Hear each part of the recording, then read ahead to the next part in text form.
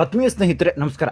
ಗೆಳೆಯರೆ, ರಾಜ್ಯ ಬಿಜೆಪಿಯಲ್ಲಿ ದೊಡ್ಡ ಬದಲಾವಣೆ ಆಗ್ತಾ ಇರೋದರ ಬಗ್ಗೆ ನಿನ್ನೆಯಷ್ಟೇ ನಾವು ಸುದ್ದಿಯನ್ನು ಮಾಡಿದ್ವಿ. ದಿಢೀರಂತ ಬಾಗಲಕೋಟೆ ವಿಧಾನಸಭಾ ಕ್ಷೇತ್ರದ ಉಪಚುನಾವಣೆಯಲ್ಲಿ ಯತ್ನಾಳ್ ಕಾಣಿಸಿಕೊಂಡಿದ್ದರ ಹಿಂದೆ ಯತ್ನಾಳ್ ಅವರು ಹೇಳುವ ಹಾಗೆ ಬರೀ ಚರಂತಿಮಠ್ ಅವರು ಅವರ ಸ್ನೇಹಿತ ಅನ್ನುವಂತಹ ಕಾರಣಕ್ಕಾಗಿ ಅಲ್ಲ, ಯತ್ನಾಳ್ ಅವರನ್ನು ಮತ್ತೆ ಬಿಜೆಪಿಗೆ ವಾಪಸ್ ಕರೆಸಬೇಕು ಅನ್ನುವಂತಹ ಹೈಕಮಾಂಡ್ ಲೆಕ್ಕಾಚಾರವೂ ಕೂಡ ಇದೆ ಅನ್ನುವಂತಹ ವಿಚಾರವನ್ನು ನಿನ್ನೆ ನಾವು ಬಿಚ್ಚಿಟ್ಟಿದ್ವಿ. ಅದರಲ್ಲಿ ಕೆಲವರು ಕಮೆಂಟ್ ಮೂಲಕ ತಿಳಿಸಿದ್ರು, ಇಲ್ಲ ಈ ತರಹ ಆಗೋದೇ ಇಲ್ಲ, ಕೇವಲ ಅವರು ಅವರ ಸ್ನೇಹಿತ ಅನ್ನುವಂತಹ ವಿಚಾರವನ್ನು ಯತ್ನಾಳ್ ಅವರೇ ಹೇಳಿದ್ದಾರೆ, ನೀವು ಯಾಕೆ ಈ ತರಹ ಸುದ್ದಿ ಮಾಡ್ತಾ ಇದ್ದೀರಿ ಅಂತ. ಆದರೆ ಈಗ ಕೇಂದ್ರ ಮಂತ್ರಿಯೇ ಸ್ವತಃ ಸ್ಪಷ್ಟಪಡಿಸಿದ್ದಾರೆ, ಯತ್ನಾಳ್ ಅವರು ಬಿಜೆಪಿಗೆ ವಾಪಸ್ ಬರಲಿದ್ದಾರೆ ಅಂತ. ಅದರ ಜೊತೆಗೆ ಈಗ ರಾಜ್ಯಕ್ಕೆ ಬಂದಿರುವಂತಹ ಅಮಿತ್ ಶಾ ಅವರು ಯತ್ನಾಳ್ ಅವರನ್ನು ಭೇಟಿಯಾಗಲಿದ್ದಾರೆ ಅನ್ನುವಂತಹ ಮಾಹಿತಿಯೂ ಕೂಡ ಸಿಗ್ತಾ ಇದೆ. ಹಾಗಾದರೆ ಗೆಳೆಯರೆ, ರಾಜ್ಯ ಬಿಜೆಪಿಯಲ್ಲಿ ಏನಾಗ್ತಾ ಇದೆ, ರಾಜ್ಯ ರಾಜಕಾರಣದ ದಿಕ್ಕು ಯಾವ ರೀತಿಯಾಗಿ ಬದಲಾಗ್ತಾ ಇದೆ, ಒಂದು ವೇಳೆ ಯತ್ನಾಳ್ ಅವರು ಬಿಜೆಪಿಗೆ ಬಂದರೆ ವಿಜಯೇಂದ್ರ ಅವರ ಪರಿಸ್ಥಿತಿ ಏನು, ಅಥವಾ ಯತ್ನಾಳ್ ಮತ್ತು ಯಡಿಯೂರಪ್ಪ ಕುಟುಂಬ ಮತ್ತೆ ಹೊಂದಾಣಿಕೆ ಮಾಡಿಕೊಳ್ಳುತ್ತಾ, ಕರ್ನಾಟಕ ಬಿಜೆಪಿಯಲ್ಲಿ ಏನಾದರೂ ದೊಡ್ಡ ಬದಲಾವಣೆಗಳು ಆಗುತ್ತಾ ಅನ್ನೋದರ ಒಂದಷ್ಟು ಮಾಹಿತಿಯನ್ನು ಈ ವಿಡಿಯೋದಲ್ಲಿ ನಿಮಗೆ ಕೊಡ್ತಾ ಹೋಗ್ತೀನಿ. ಗೆಳೆಯರೆ, ಯತ್ನಾಳ್ ಅವರು ಬಾಗಲಕೋಟೆ ಪ್ರಚಾರಕ್ಕೆ ಬಂದಿದ್ದು ದಿಢೀರಂತ ಅಚ್ಚರಿ ಮೂಡಿಸ್ತು. ಹೈಕಮಾಂಡ್ ಗ್ರೀನ್ ಸಿಗ್ನಲ್ ಇಲ್ಲದೆ ಇದ್ಯಾವುದು ಕೂಡ ಆಗೋದಿಲ್ಲ ಅಂತ.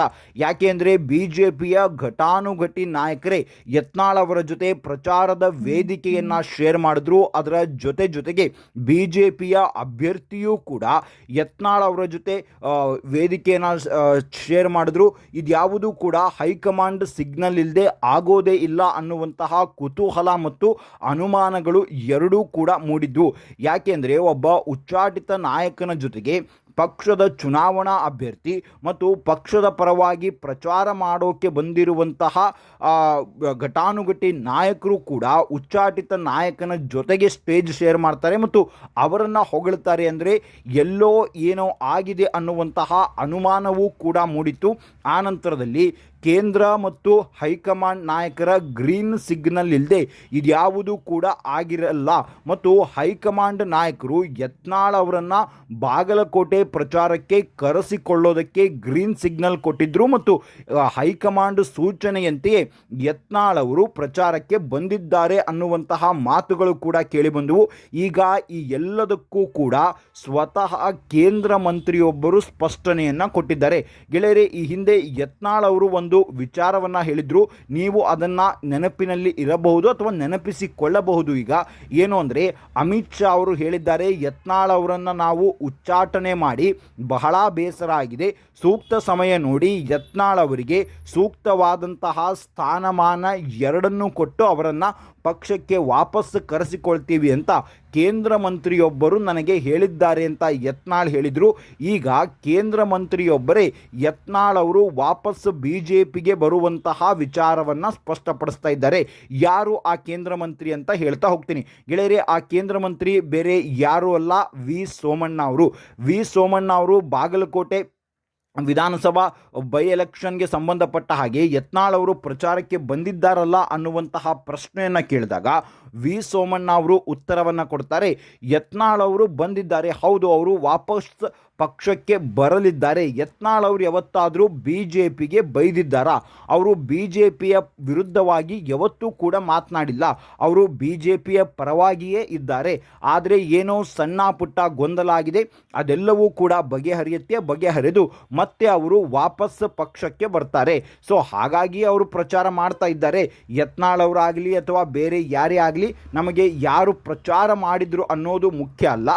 ಒಟ್ಟಿನಲ್ಲಿ ನಾವು ಎರಡೂ ವಿಧಾನಸಭಾ ಕ್ಷೇತ್ರದಲ್ಲಿ ಗೆಲ್ಲಬೇಕು, ಅದು ನಮಗೆ ಮುಖ್ಯ ಅನ್ನುವಂತಹ ಮಾತನ್ನು ಹೇಳುವ ಮೂಲಕ ಯತ್ನಾಳ್ ಅವರು ಬಿಜೆಪಿಗೆ ವಾಪಸ್ ಬಂದೇ ಬರ್ತಾರೆ ಅನ್ನುವಂತಹ ಸುಳಿವನ್ನು ಕೊಟ್ಟಿದ್ದಾರೆ.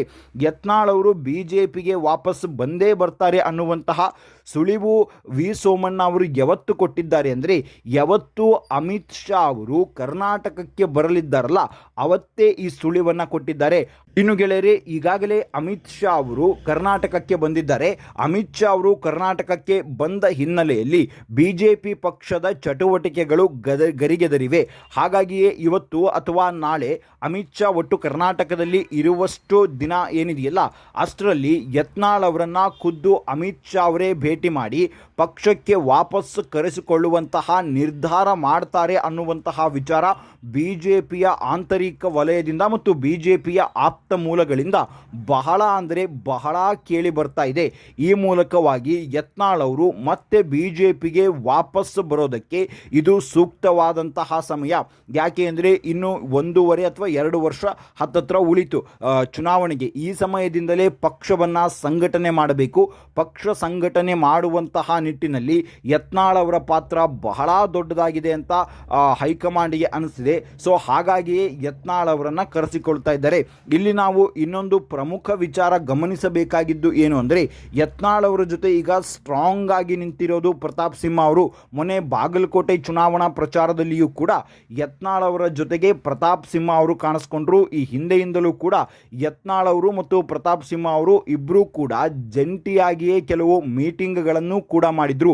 ಆ ಮೂಲಕವಾಗಿ ಪ್ರತಾಪ್ ಸಿಂಹ ಅವರನ್ನು ಮತ್ತೆ ಸ್ಟೇಟ್ ಪಾಲಿಟಿಕ್ಸ್ಗೆ ಕರೆಸಿಕೊಳ್ತಾರೆ. ಯಾಕೆಂದರೆ ಅವರ ವಿಚಾರವಾಗಿ ಬಹಳ ದೊಡ್ಡ ಮಟ್ಟದಲ್ಲಿ ಚರ್ಚೆ ಆದವು. ಯಾವಾಗ ಅವರಿಗೆ ಟಿಕೆಟ್ ಕೈ ತಪ್ಪಿದ ಸಂದರ್ಭದಲ್ಲಿ ಅವರನ್ನು ಮತ್ತೆ ವಾಪಸ್ ರಾಜ್ಯಸಭಾ ಸದಸ್ಯರನ್ನಾಗಿ ಮಾಡ್ತಾರೆ, ರಾಜ್ಯ ರಾಜಕಾರಣಕ್ಕೆ ಕರೆಸಿಕೊಳ್ತಾರೆ ಅನ್ನುವಂತಹ ಮಾತುಗಳು ಕೇಳಿ ಬಂದವು. ಅದು ಕೂಡ ಆಗಲಿಲ್ಲ. ಆನಂತರ ಅವರಿಗೆ ರಾಜ್ಯದ ಕೋರ್ ಕಮಿಟಿಯಲ್ಲಿ ಸ್ಥಾನವನ್ನು ಕೊಡ್ತಾರೆ ಅನ್ನುವಂತಹ ಮಾತು ಕೇಳಿ ಬಂದವು. ಅದು ಕೂಡ ಆಗಲಿಲ್ಲ. ಆದರೆ ಈಗ ಬಿ ಜೆ ಪಿಯನ್ನು 2028ರ ಚುನಾವಣೆಗೆ ದೊಡ್ಡ ಮಟ್ಟದಲ್ಲಿ ಬಲಪಡಿಸಬೇಕು ಅಂದರೆ ಪ್ರತಾಪ್ ಸಿಂಹ ಅವರು ಬೇಕು, ಯತ್ನಾಳ್ ಅವರು ಬೇಕು. ಹಾಗಾಗಿಯೇ ಯತ್ನಾಳ್ ಮತ್ತು ಪ್ರತಾಪ್ ಸಿಂಹ ಅವರಿಗೆ ಏನು ಪಕ್ಷದಲ್ಲಿ ಒಂದು ಹೈ ಸ್ಥಾನಮಾನವನ್ನು ಕೊಡೋದಕ್ಕೆ ಹೈಕಮಾಂಡ್ ನಿರ್ಧಾರ ಮಾಡಿದೆಯಂತೆ. ಏನು ಅಂದರೆ, ವಿಜಯೇಂದ್ರ ಅವರ ಈ 3 ವರ್ಷದ ಪಕ್ಷದ ರಾಜ್ಯಾಧ್ಯಕ್ಷರ ಅವಧಿ ಮುಗಿಯೋದನ್ನು ಹೈಕಮಾಂಡ್ ಕಾಯ್ತಾ ಇದೆ. ಮುಗಿದ ಮೇಲೆ ಕಂಪ್ಲೀಟ್ ಆಗಿ ಬಿಜೆಪಿಯನ್ನು ರಿವ್ಯಾಪ್ ಮಾಡ್ತಾ ಇದೆ ಅನ್ನುವಂತಹ ಸುದ್ದಿಗಳು ಕೂಡ ಈಗ ಜೋರಾಗಿವೆ. ಒಟ್ಟಾರೆಯಾಗಿ ಗೆಳೆಯರೆ, ರಾಜ್ಯ ಬಿಜೆಪಿಯಲ್ಲಿ ಮಿಂಚಿನ ಚಟುವಟಿಕೆಗಳು ಆರಂಭ ಆಗ್ತಾ ಇದೆ. ಒಂದು ವೇಳೆ ಯತ್ನಾಳ್ ಅವರು ಏನಾದರೂ ವಾಪಸ್ ಬಂದರೆ ವಿಜಯೇಂದ್ರ ಅವರ ಸ್ಥಿತಿ ಏನಾಗಬಹುದು ಗೆಳೆಯರೆ? ವಿಜಯೇಂದ್ರ ಮತ್ತು ಯಡಿಯೂರಪ್ಪನವರಿಗೆ ರಾಜ್ಯ ಬಿಜೆಪಿಯಲ್ಲಿ ಒಂದು ಸ್ಥಾನಮಾನವಂತೂ ಇದ್ದೇ ಇರುತ್ತೆ. ಈಗ ಪರಿಸ್ಥಿತಿ ಹೇಗಾಗಿದೆ ಅಂದರೆ, ಯತ್ನಾಳ್ ಇಲ್ಲದೆ ಬಿಜೆಪಿ ಇಲ್ಲ ಅನ್ನುವಂತಹ ಪರಿಸ್ಥಿತಿ ಕರ್ನಾಟಕದಲ್ಲಿ ಭಾಗಶಃ ನಿರ್ಮಾಣ ಆಗಿದೆ. ಸೊ ಹಾಗಾಗಿ ಅದರ ಲಾಭವನ್ನು ಪಡೆಯೋದಕ್ಕೆ ಬಿಜೆಪಿ ಹೈಕಮಾಂಡ್ ನಿರ್ಧಾರ ಮಾಡಿದೆ. ಒಟ್ಟಾರೆಯಾಗಿ ಗೆಳೆಯರೆ, ಇವತ್ತು ಅಮಿತ್ ಶಾ ಅವರು ಏನು ಕರ್ನಾಟಕದಲ್ಲಿದ್ದಾರಲ್ಲ, ಈಗ ಮಾಡ್ತಾ ಇರುವಂತಹ ಮೀಟಿಂಗ್ ರಾಜ್ಯ ಬಿಜೆಪಿಯ ವಿಚಾರದಲ್ಲಿ ಬಹಳ ದೊಡ್ಡ ಲೆಕ್ಕಾಚಾರವಂತೂ ಇದ್ದಂತೆ ಕಾಣಿಸ್ತಾ ಇದೆ. ಒಟ್ಟಾರೆ ಈಗ ರಾಜ್ಯದ ಮುಂದಿನ ಚುನಾವಣೆಯಲ್ಲಿ ವಿಜಯೇಂದ್ರ ಅವರ ನಾಯಕತ್ವದಲ್ಲಿ ಹೋಗುವ ಬದಲು ಯಾರ ನಾಯಕತ್ವವೂ ಇಲ್ಲದೆ ಪ್ರತಾಪ್ ಸಿಂಹ ಮತ್ತು ಯತ್ನಾಳ್, ಆನಂತರ ಕೆಲವು ಬೇರೆ ಬೇರೆ ಹಿರಿಯ ನಾಯಕರಿದ್ದಾರಲ್ಲ ಅವರ ಒಂದು ಫೇಸ್ ಆಗಿ ಇಟ್ಕೊಂಡು ಎಲೆಕ್ಷನ್ಗೆ ಹೋಗಿ ರಿಸಲ್ಟ್ ಬಂದ ನಂತರ ಅಚ್ಚರಿಯ ಆಯ್ಕೆ ಮಾಡುವಂತಹ ನಿರ್ಧಾರವನ್ನು ಈಗಾಗಲೇ ಬಿಜೆಪಿ ಹೈಕಮಾಂಡ್ ತೆಗೆದುಕೊಂಡಿದೆ. ಅದರ ಪರವಾಗಿ ಕೆಲಸ ಮಾಡ್ತಾ ಇದೆ. ಇನ್ನು JDS ಜೊತೆಗಿನ ಮೈತ್ರಿ, ಯಡಿಯೂರಪ್ಪ ಮತ್ತು ವಿಜಯೇಂದ್ರ ಅವರು ಮೈತ್ರಿಯ ವಿರುದ್ಧವಾಗಿದ್ದಾರೆ. ಆದರೆ ಬಿಜೆಪಿಯ ಬೇರೆ ಬೇರೆ ಹಿರಿಯ ನಾಯಕರು, ಸ್ವತಃ ಯತ್ನಾಳ್ ಅವರು ಮತ್ತು ಪ್ರತಾಪ್ ಸಿಂಹ ಅವರು ಕುಮಾರಸ್ವಾಮಿ ಅವರ ಜೊತೆಗೆ ಚೆನ್ನಾಗಿದ್ದಾರೆ. ಆಗಾಗ ಕುಮಾರಸ್ವಾಮಿ ಅವರ ಜೊತೆಗೆ ಮೀಟಿಂಗ್ ಕೂಡ ಮಾಡ್ತಾ ಇದ್ದಾರೆ. ಸೊ ಈಗ ಬಿಜೆಪಿ ಹೈಕಮಾಂಡ್ಗೆ ಮೈತ್ರಿ ಇಷ್ಟ ಇದೆ, ಇವರೆಲ್ಲರಿಗೂ ಕೂಡ ಮೈತ್ರಿ ಇಷ್ಟ ಇದೆ. ಹಾಗಾಗಿ ಯಾವುದೋ ಒಂದು ಸಮೀಕರಣವನ್ನು ಓಕೆ ಮಾಡಿ ಈ ಬಾರಿ ಬಿಜೆಪಿಯನ್ನು ಕಂಪ್ಲೀಟ್ ಆಗಿ ಚೇಂಜ್ ಮಾಡೋದಕ್ಕೆ ಹೈಕಮಾಂಡ್ ನಿರ್ಧಾರ ಮಾಡಿದೆ. ನಿಮ್ಮ ಅನಿಸಿಕೆ, ಅಭಿಪ್ರಾಯವನ್ನು ಕಮೆಂಟ್ ಮೂಲಕ ತಿಳಿಸಿ. ಮುಂದಿನ ವಿಡಿಯೋದಲ್ಲಿ ಮತ್ತಷ್ಟು ಮಾಹಿತಿಯ ಜೊತೆಗೆ ಬರ್ತೀನಿ. ಅಲ್ಲಿವರೆಗೂ ಜೈ ಹಿಂದ್, ಜೈ ಕರ್ನಾಟಕ.